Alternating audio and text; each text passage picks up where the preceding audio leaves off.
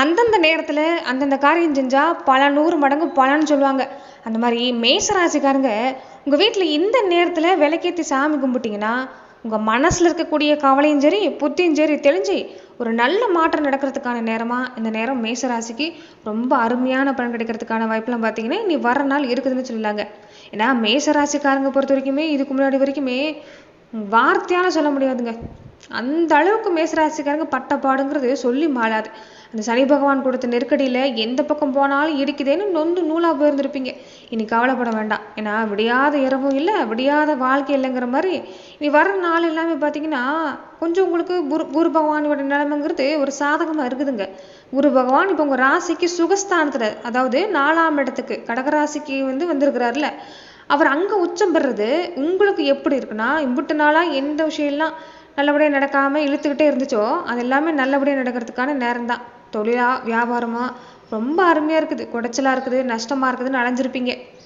வியாபாரம் பரவாயில்ல, புதுசாக ஒரு முயற்சி செய்கிறதா இருந்தாலும் நல்லா இருக்குது, கடன் அடையும், சொத்து சேர்க்க அருமையாக இருக்குது, குடும்பத்தில் பார்த்தாலும் ரொம்ப சிறப்பாக இருக்குது. ஆனால் இந்த நேரத்தில் பார்த்தீங்கன்னா கொஞ்சம் உடம்புலையும் தாங்க மனசுலையும் தாங்க தெம்பில்லை.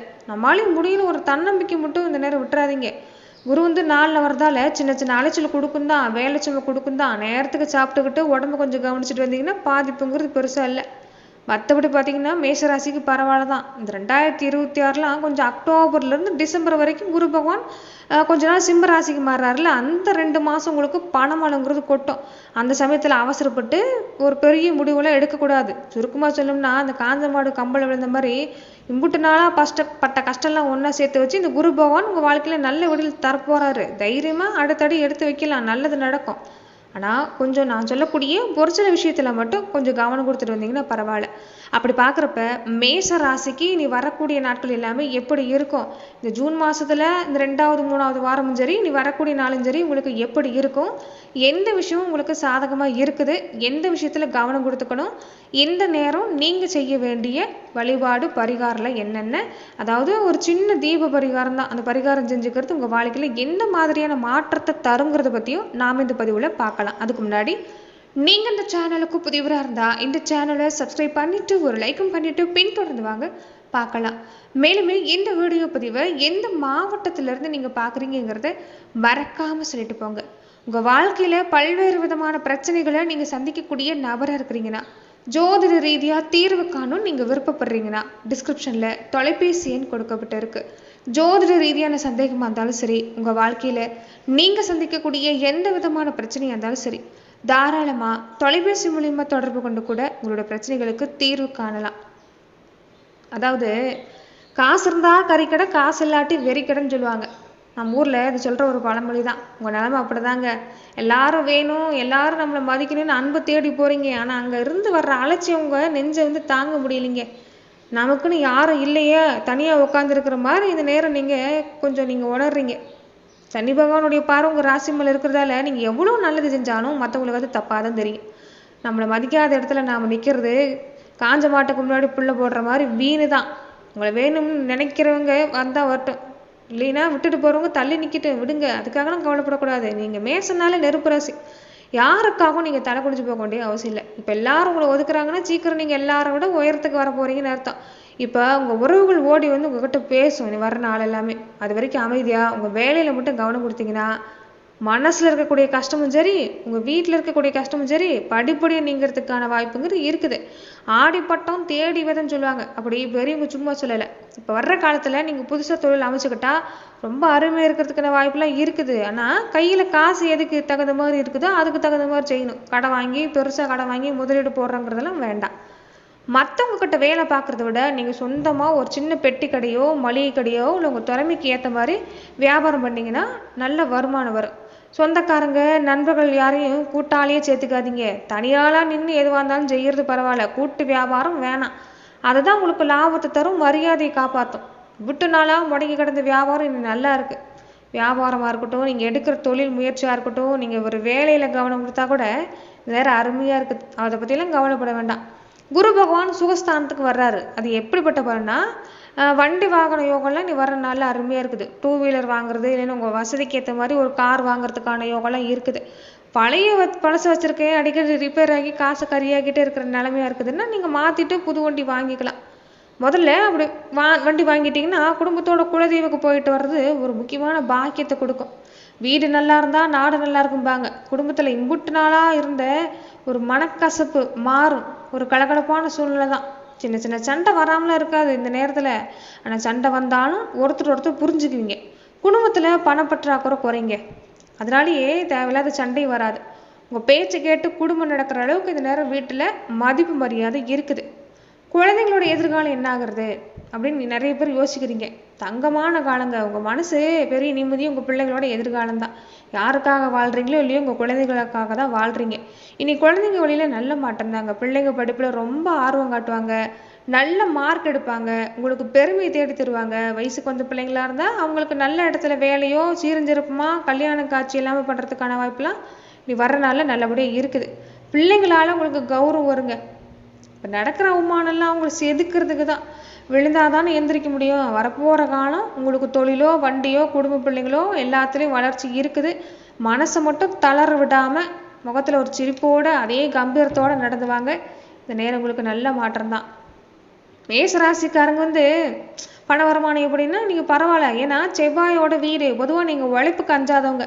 இம்புட்டு நாளாக கைக்கு வந்த காசு வாய்க்கு எட்டாது போயிருந்த நிலைமை மாறும். குரு பகவானுடைய பார்வை உங்கள் ராசிக்கு 8ஆம் இடத்துல விழுறது. இப்போ கொடுத்த கடனோ இல்லை வராமல் இழுவறியாக இருந்தால் பூர்வீக சொத்து விவகாரமோ முடிவுக்கு எதிர்பாராத ஒரு பெரிய தொகை கைக்கு வரதுக்கான வாய்ப்பு இருக்குது. வட்டி மேலே வட்டி கொடுத்துட்டு நொந்து போயிருக்கிற நிலைமை மாதிரி வரக்கூடிய லாபத்தை வச்சு மொத்த கடனை அடைச்சிட்டு அப்பாடா அப்படின்னு நிம்மதியை படுத்து தூங்குறதுக்கான நேரம்லாம் வரப்போகுது.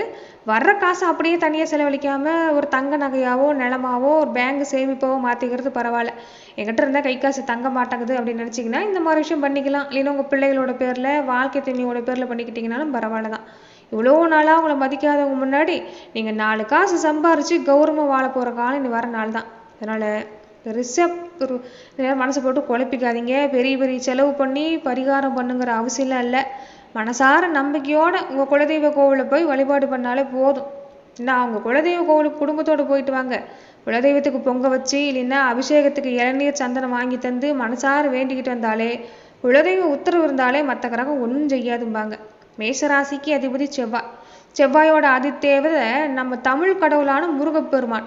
வாரம் வாரம் செவ்வாய்க்கிழமை அன்னைக்கு முருகனுக்கு செவ்வரளி பூ சிவப்பு அலரின்னு சொல்லுவாங்க. அதை வாங்கி கொடுத்து நெய் விளக்கு போட்டுட்டு கும்பிட்டுட்டு வந்தீங்கன்னா அருமையாக இருக்குது. கந்த சஷ்டி கவசம் கேளுங்க, தெரிஞ்சவங்க பாடுங்க. மனசில் இருக்கக்கூடிய பயம் எல்லாமே ஓடி போகும். சனி பகவானுடைய தாக்கம் இருக்குதுல்ல, அதனால் சனிக்கிழமை அன்னைக்கு நீங்கள் சனி பகவானுக்கு தீபம் போட்டுக்கிறதும், ராமர் கோவிலுக்கு அனுமன் கோவிலுக்கு போய் நீங்கள் வழிபாடு பண்ணிக்கிறது, சிவ ஆலயத்துக்கு போய்க்கிறது கூட பரவாயில்ல தான்.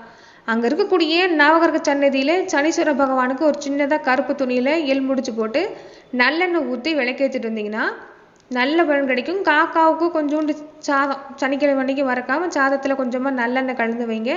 அருமையாக இருக்குது. இந்த நேரம் என்னென்னா கொஞ்சம் கண் திருஷ்டி எதிரி பாதிப்பில் இருக்கும் பாருங்கள். அந்த நேரம் உங்களுக்கு அப்படியே உடம்பெல்லாம் அடித்து போட்ட மாதிரி தான் இருக்கும். எதை செஞ்சாலும் சுறுசுறுப்பாக இருக்க மாட்டீங்க. கண் திருஷ்டி பாதிப்பு அதிகம். எதை பண்ணாலும் எதை செஞ்சாலும் இவன் அடுத்த நிலைக்கு வந்துடுறானே அப்படிங்கிற மாதிரி உங்களை சுற்றி புறாம பறவை இல்லாமலாம் இருக்காது. அதனால் இந்த நேரம் குளிக்கிற தண்ணியில் கொஞ்சமாக உப்பு போட்டு குளிங்க. அதே மாதிரி வாராகி அம்மன் வழிபாடு. எப்பேற்பட்ட எதிரிகளாக இருந்தாலும் வாராகி தெய்வத்தை வழிபடுறவங்களுக்கு இந்த எதிரி தொல்லை குறையும்பாங்க. அதனால் வாராகி வழிபாடு செய்யுங்க. அதே மாதிரி ரொம்ப சக்தி வாய்ந்த தெய்வம் அதுதான். பஞ்சமி திதி அன்னைக்கு வாராகி அம்மனுக்கு தேங்காய் முடியல நெய் ஊற்றி பஞ்சத்திரி போட்டு விளக்கேற்றிட்டு வந்தீங்கன்னா, இல்லைன்னா வீட்டில் ஒரு மாதுளம்பழத்தை உரித்து அம்மனுக்கு வீட்டிலே நெய்வேத்தியமாக வச்சு வழிபாடு பண்ணிட்டு வந்தீங்கன்னா பணத்தடங்கிறது இருக்காது. இந்த கைக்கு காசு வர்றப்ப அதில் சின்ன பகுதியை தர்ம காரியத்துக்கு செலவு பண்ணுங்க.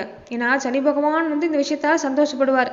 பசியோடு இருக்கக்கூடிய ஏழை எளியவங்களுக்கு, ஆதரவு இல்லாத வயசானவங்களும் இருக்கிறாங்களா, அவங்களுக்கு முடிஞ்ச தயிர் சாதம் இல்லை சாப்பாடு வாங்கி கொடுத்தீங்கன்னா அவங்க வயிறார வாழ்த்து நம்ம வம்சத்தையே காப்பாற்றும்பாங்க. பணம் தானாக தேடி வரப்போகுது தான். ஆனால் அதை தக்க வச்சுக்கிறதுக்கு இந்த மாதிரியான முறை செஞ்சுக்கிறது பரவாயில்ல. மனசில் இருக்கக்கூடிய பாரம் எல்லாம் குறைஞ்சி வீட்டில் லட்சுமி கடாட்சம் உண்டாகிறதுக்கு வாய்ப்பு இருக்குது. நிறைய பேருக்கு இனி வர நாளில் ஒரு 7 லட்சணி காலமாக இருந்தால் கூட இனி வர நாள் எதெல்லாம் சாதகமாக இருக்குன்னா, வாடகை வீட்டில் இருக்கிற நான் நமக்குன்னு ஒரு சொந்த கூரை இருக்காதா அப்படின்னு ஏங்கினவங்களுக்கு நீங்கள் கண்ட கனவு மலையேற போகுதுங்க. உங்கள் ராசிக்கு 4ஆம் இடத்துக்கு குரு வந்ததால் பூமி யோகம் ரொம்ப பிரமாதமாக இனி வர நாளில் இருக்கும். ரொம்ப நாளாக ஆசைப்பட்டு தள்ளி போன சொந்த வீடு கட்டுற வேலை, புது வீடு வாங்குற வேலை தாராளமாக ஆரம்பிச்சுக்கலாம். அதுக்கு ஏற்ற மாதிரி ஒரு லோன் கிடைக்கிறதோ, பெரியவங்க கிட்ட இருந்து பண உதவி கிடைக்கிறதோ நீ வரனால இருக்கும். தாத்தா அப்பாவோட காலத்தில் சொத்தில் இருக்கக்கூடிய சண்டை சச்சரவு, கோர்ட்டு கேஸு இழுபறியாகவே இருக்குதுன்னு நினச்சவங்களுக்கும் அது சம்மந்தமாக நீ வரனால சாதகமாக முடியும். பிரிவினை நல்லபடியாக முடியறதுக்கு வாய்ப்பு இருக்குது. பொட்டை பிள்ளைங்க வச்சிருக்கக்கூடியவங்க, அதாவது பொம்பளை பிள்ளைங்களை வச்சிருக்கக்கூடியவங்களா இருந்தால் அவங்க கல்யாணத்துக்குன்னு நகையை இப்பிலேருந்து சேர்த்து வச்சுக்க பாருங்கள். வரக்கூடிய நாட்களில் உங்களுக்கு அருமையான யோகம் இருக்குது. நல்ல இடத்துல ஒரு வரன் வரதுக்கான வாய்ப்புலாம் இருக்குது. தங்கம் வாங்கிக்கிறது, ஒரு பணம் இருந்தால் தங்கம் வாங்கிக்கிறது பரவாயில்ல. அதே மாதிரி கடையில் வச்ச அந்த அடகு நகையெல்லாம் மீட்டுட்டு வரதுக்கான வாய்ப்பு இந்த நேரம் இருக்குதுங்க. அதே மாதிரி ரொம்ப ஒரு விசேஷமான விஷயம் என்னன்னா, அந்த பிரம்ம முகூர்த்த நேரத்தில் உங்கள் மனசில் இருக்கக்கூடிய கவலை தீரணும், புத்தி தெளிவடையணும்னா முருகப்பெருமானுக்கு இந்த 4:30 மணியிலிருந்து 6 மணிக்குள்ளே நீங்கள் தினமும் கூட முருகப்பெருமான் அதிகாலையில் எழுந்திரிச்சு குளிச்சுட்டு முருகப்பெருமானுக்கு வாசலில் ஒரு கோலத்தை போட்டு வீட்டில் ஒரே ஒரு நெய் விளக்கேற்றி முருகா என்னை காப்பாற்றுன்னு மனசார வேண்டிக்குங்க. இந்த நேரத்தில் கேட்குற வேண்டுதல் நேர கடவுள் காதுக்கு கேட்கும்பாங்க. கோதலி இலக்கண நேரம் அந்தி பொழுது, அதாவது மாலையில் 5:30 6:30 மணி. லட்சுமி கடாட்சம் இருக்கணும், வாராகி அம்மனோட அருள் கிடைக்கணும்னா இந்த நேரம் சரியான நேரம். சூரியன் மறைகிற அந்த நேரத்தில் வீட்டு நிலவாசலில் சாம்பறையில் விளக்கேற்றணும். வாராகி அம்மனுக்கு மாதுளம்பழம் தேங்காய் மூடி விளக்கு ஏற்றுறதை இந்த நேரத்தில் செய்யுங்க. வீட்டில் இருக்கக்கூடிய எந்த கஷ்டமாக இருந்தாலும் ஓடி போய் மகாலட்சுமி உள்ளே வரதுக்கான நேரம். சனி பகவானுடைய தாக்கம் குறையணும்னு இந்த சனிக்கிழமை உச்சி பொழுது மதியம் 12 to 1 மணிக்குள்ளே காக்காவுக்கும் சாதம் வைக்கிறது மதிய நேரத்தில் நல்லது. நீங்கள் சமைக்கிற சாதத்தில் கொஞ்சமாக நல்லெண்ணெய் கருப்பில் கலந்து மதியம் சாப்பிட்றதுக்கு முன்னாடி உங்கள் வீட்டு மொட்டை மாடியில் வெளியில் காக்காவுக்கு வச்சாலே போதுங்க. அந்த சாதத்தை எடுத்துக்கிட்டாலே நம்மளுக்கு நல்ல பலன் கிடைக்குன்னு சொல்லுவாங்க. இந்த மாதிரி சின்ன சின்ன விஷயம்தான், மற்றபடி பாதிப்பு இல்லை. மேஷ ராசிக்கு கைக்கு வர்ற பணத்தையும் நீங்கள் செய்கிற முதலீட்டையும் யாருக்கிட்டையும் தம்பட்டு அடிக்காமல் இருந்தாலே இந்த காலகட்டம் உங்களுக்கு அருமையான பலன் கிடைக்கிறதுக்கான வாய்ப்பு இருக்குது. நன்றி நண்பர்களே. மேஷராசி அன்பர்களுக்கு நீ வரக்கூடிய நாட்களும் சரி, நீ வரக்கூடிய காலமும் சரி, உங்களுக்கு எப்படிப்பட்ட பலன் கிடைக்குங்கிறத நம்ம பார்த்தோம். மேலும் இந்த மாதிரியான பதிவுகளுக்கு நீங்கள் இந்த சேனலை லைக் பண்ணுங்கள், ஷேர் பண்ணுங்கள், கமெண்ட் பண்ணுங்கள், மறக்காமல் சப்ஸ்கிரைபும் பண்ணிக்கோங்க. நன்றி நண்பர்களே.